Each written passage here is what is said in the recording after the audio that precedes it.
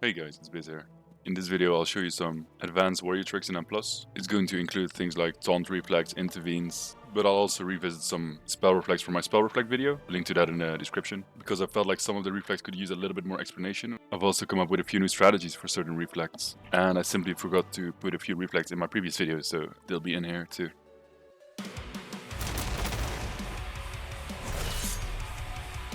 The frontal on the first boss is both physical and magical, so it can be parry immuned. If the ability goes on someone else, however, you can intervene them to have the ability go on you instead. So you can parry, intervene, and immune it for someone else. Also tell your rogue that he can immune it with evasion. He's probably not going to believe you because he thinks it's magical damage. I recommend using a target of target intervene macro, which I will link in the video description.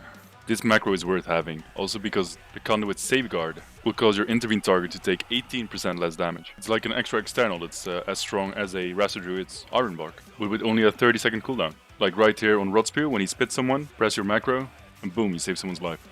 This next one you guys are gonna love. I'm gonna show you how to do 300k spell reflect damage on the third boss in halls. It also took me a while to figure out. For this one you need a add-on called Big Debuffs. It will show you when someone kicks a target, and how long it takes for the mob to recover from that.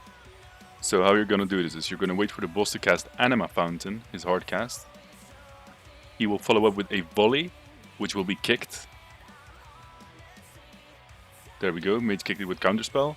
And now for this counterspell, we're going to look at the big debuffs. So when that's about to run out, you walk out, last second, you taunt and you reflect. So your cue to start the sequence is his hard cast, right? The Anima Fountain. He casts Anima Fountain roughly every 25 seconds. And do you know what else is 25 seconds? The cooldown of Spell Reflect. I think a single reflect hits for about 60k on this key level, but it racks up very quickly, right? Because you can do this on cooldown all the time and it's super safe, no reason not to do it.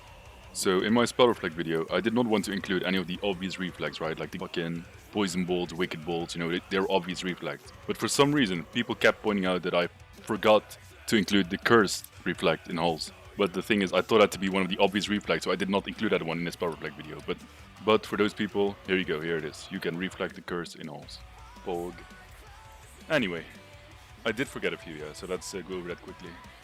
At the end of this cast, Rite of Supremacy, you can immune the dot. You deflect it, it does not deal damage. Inspires on the last boss during intermission. You can spell reflect one application of the debuff. If you spell reflect it, it will not refresh, causing your stacks to drop off, effectively cleansing your stuff. Inspires, the Praetor will cast a reflectable cast if his main target is not in melee range. So you have to make sure that you are his main target, taunt, and that you're not in melee range. So you will leap, taunt, reflect, charge back. And none of those abilities are on the GCD, so you can press them all in quick succession in like 1 millisecond. On this boss you can reflect the stomp. If you reflect it, you will still take the physical damage, so you will need a defensive. But you can actually live it without a defensive up to like plus 26. At plus 27 you get one shot. I know that because a friend of mine tried it and he died. The reflect is a dot, so if you reflect him right before he goes into the recharge phase, it carries over into the burst phase, right? So you do more damage. Also, did you know that you can swap weapons while inside a dungeon? Because right here you can see my heroic Jatis seems higher on single target by about 60 DPS. But if I add more boss targets, 5 boss targets, you see the stat weapon pulls ahead again. So you can do this in M+, you can equip your single target weapon on bosses and swap back to your stat weapon on AoE. Alright, let's do a couple more intervenes. On this boss right here, the dot will go on a random range player. This dot fucking slaps on high keys, but you can intervene it. So if you have one range only, you just intervene him and the dot will go on you instead. If you have multiple range, you just need to gamble. An added bonus is if you play Kyrian, you can immune the dot right after with Kyrian pot to completely negate it. But even if you're not Kyrian, both Arms and Fury are generally way more tanky than squishy range players, so it's worth doing even if you don't play Kyrian. You can parry intervene the tank to reset his necrotic stacks every 1.5 minutes. You can also parry intervene him to soak the big tank dot that the Sentinel casts. I use a weak arrow for that to track when he's going to cast it. So right before the timer wears out, just press parry and then intervene. And quick side note, all of my weak arrows you can pick up for free in my Discord. I'll link that in the description as well. And right here on this pool, the mobs throw out 2 reflectable casts right on pool, and the targets are random. In this clip they're gonna go on the Druid and the Hunter. The Soul Corruption is cast by the Soul Binder, and that's a massive reflect. If you get this one, it's over 100k easily. And the other one, Shadow Vulnerability, it increases shadow damage taken by 30%. This is super powerful if you consider the fact that Ashen Hallow is shadow damage. and this goes onto the Portal Guardian, which is the prio target in this pack. So if you really want to reflect this, on the previous Portal Guardian you can ask your group to line of sight to ensure that it goes on you. But do realize that you will not have Spell Reflect for the big storm and the big group-wide AoE damage. And that is also the main reason why I don't do this reflect anymore on serious keys. On the first boss in Sanguine, the orbs are not immediately active as they spawn, so you can leap over them and even charge through them.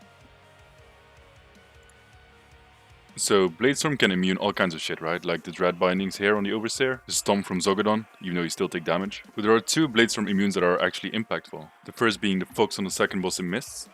If you Bladestorm it, he will disappear, but you need to make sure no one is standing around you, or they will die. As you can see, my stupid ass killed the monk here.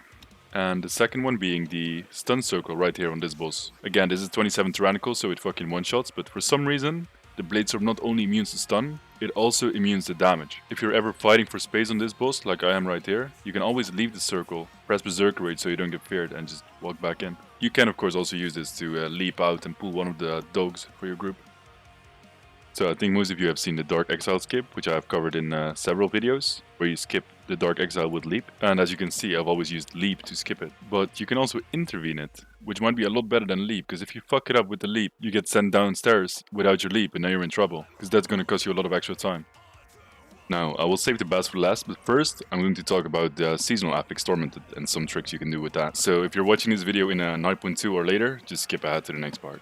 Alright, let's do the boring shit on each of the 4 lieutenants first. On Oros, you can reflect the circle. It does not deal damage. On Zogodon, you could Bladestorm or parry the Stomp. On Varrot, you can parry the Carnage. And fuck, I just noticed the clip is laggy as fuck. And if you do that, you would taunt right after to also parry the Sever, the tank ability.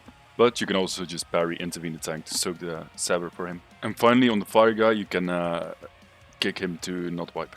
But now for the real content. Zogi drops these powers. You nearly always need to pick the left one, right? The shield to help out with bosses or with healing. But I always pick the tiny dancing shoes on the right there.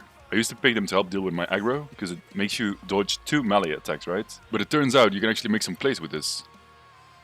For one, it can dodge all kinds of random trash abilities, like the frontal here, or this swirly.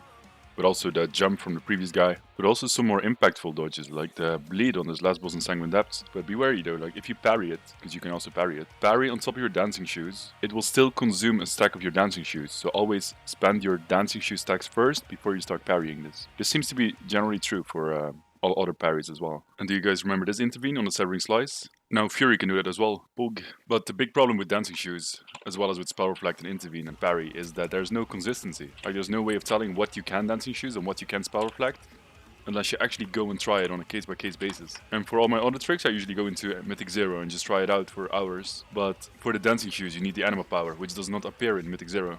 So I was kind of hoping this way maybe some of you would try this out in keys and maybe you guys discover some new tricks. So if you do, please leave a comment. And this is not clickbait to try and get you to comment on my video. Like I genuinely want to know what else you can do with dancing shoes, so please let me know. And of course another thing the dancing shoes are very good for is the Taunt-Reflect on this boss. So now I'll try to explain my strategy on how to get as many reflects here as possible. So first off, go into Bigwigs, Dungeon Bosses, Theater of Pain, go to the last boss, Modretta, Reaping Scythe, click the arrows.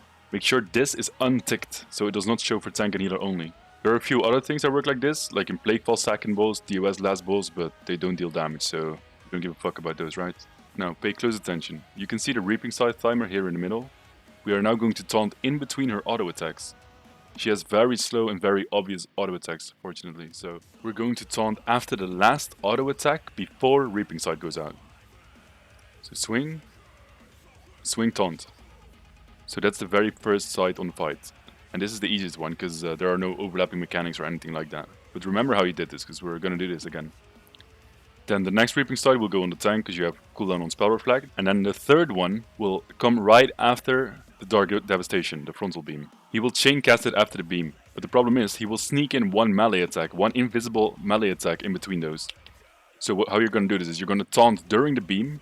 And as the beam is about to finish, you take one step out of melee range, so you don't get hit by this one invisible melee attack, and then you just reflect. So quick summary, the first one is in between the auto attacks, the second one you won't have Spell Reflect, the third one he's going to cast a beam again, and that's the taunt during the beam, then the fourth one you don't have Spell Reflect, and then the boss will usually phase. The phase 1 reflects are fail proof. If you do exactly what I said, you will never die. In phase 2, he usually repeats this exact same cast sequence, but not always though.